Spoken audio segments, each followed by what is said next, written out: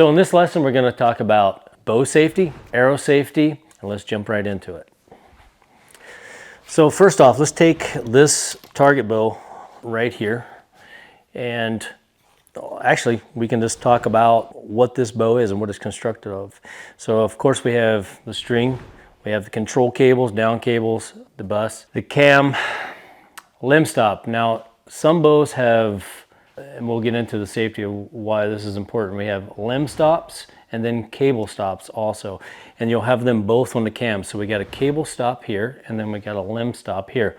I like having both. Some folks like to have that valley in there from just having the string stop, but I like that solid back wall, so I use both. And you'll get that solid back wall with the limb stop. And you're talking about, well, why does that come into play as far as safety? Well, here's this. When I talked about valley, you know, sometimes when you get back in your anchor and you have just a little bit of play, sometimes depending on what type of release aid you're using, that could come into a safety issue, because if you don't have that initial stop or solid back wall, some archers, when you get to the competitive world, like they can go through a process and you could punch the trigger and then cause a misfire or something like that. I look at them as a safety feature. So, and then we go into the limbs. We'll talk about dry firing here in just a minute.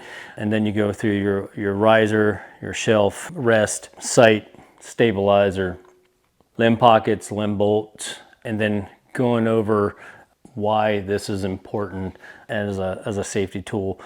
And then with your cable guard, silencers, cable stop, why it's important to have these. So anyhow, most important thing as far as safety is you always want to have an arrow knocked when you draw. This is a safety feature that you want to have. Never draw a dry bow. And what I mean by dry bow is without an arrow. So, and then you go with your release aid. Safety feature of this, some folks like to have this wrapped around their wrist like this. It keeps it on there. Like with this is a little bit too small. This must be one of the kids. You will be able to, let me take that off because we'll go into a safety feature here, or safety problem. So if you have it just like this and you connect right onto your D loop, and when you go to draw, you want to make sure that, you see how that was? That is a solid back wall. So if this was a little spongy, some folks may get into getting back and punch that trigger because they're trying to overextend. And what I mean by that is, we'll just take this and we'll go ahead and fire the shot off and I'll show you.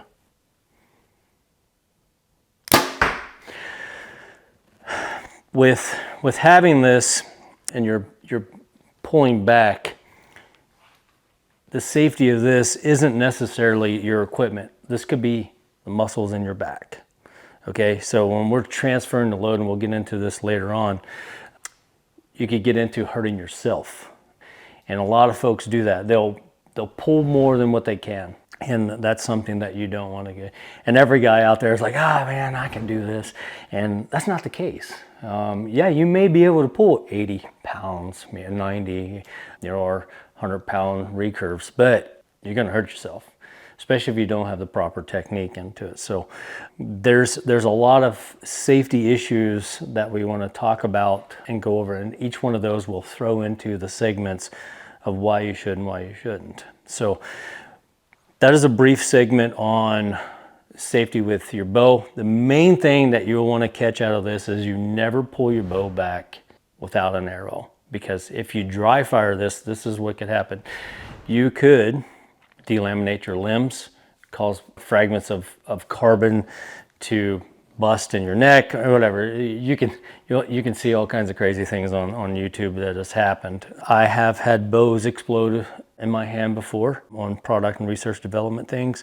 It's not a pretty sight. When you're doing that, you definitely want to have safety glasses on and things like that. But before these are ever reached to market, these are flexed thousands and hundreds of thousands of times on a machine to be able to get the proper flex on the limbs, so none of those things happen. The most important takeaway on a bow is to never dry fire it. And you always want to resonate in your head. So sometimes especially with target archers, you'll get into that mindset of, you're focused on that 10 ring or whatever it may be, or the 14, depending on whatever type of field archery you're shooting, or ASA or IBO. So you're so focused on that you forget to put an arrow on and you pull back. So that's one of the things that I can't stress enough, is especially with beginners, make sure you always have an arrow in. The second thing that I want to cover with an arrow, and we'll go over this is the broadhead. So we're going to use this bow. Say we're not going to draw it back with this bow because it's not designed to shoot these diameter arrows. Say for instance, you draw the bow back and your arrows are not fit for your draw length. They're too short. You will overdraw, okay? Forcing this arrow to be back here below the rest, where it's going to be sitting on your rest. Could you imagine what would happen at that point? It could deflect and come down the broadhead, could hit you in the wrist, go through there. Again, there's been all kinds of things that have happened throughout the years of archery that if you're not properly set up, that could happen and there's a malfunction. So not to mention that, it could deflect, and if somebody's not in the safety range, these broadheads are nasty. So that is the second most important thing with the bow. And then with the broadhead itself, we talked about this, so a little bit of history. This is a 2-blade broadhead with the bleeders. And so you can imagine just how this one's fairly dull for a reason as we're talking about it. But making sure that the safety part of this arrow and this broadhead is always pointed away, from the target or from yourself. Same way with if we use one of the mechanical side. That was the fixed blade, then we go with a mechanical. So these can be deployed upon impact, kinetic energy. You always want to make sure that you're using utmost safety around your broadhead. So just keep them away from in your quiver or in a safe, controlled spot. So that's a little bit about archery safety.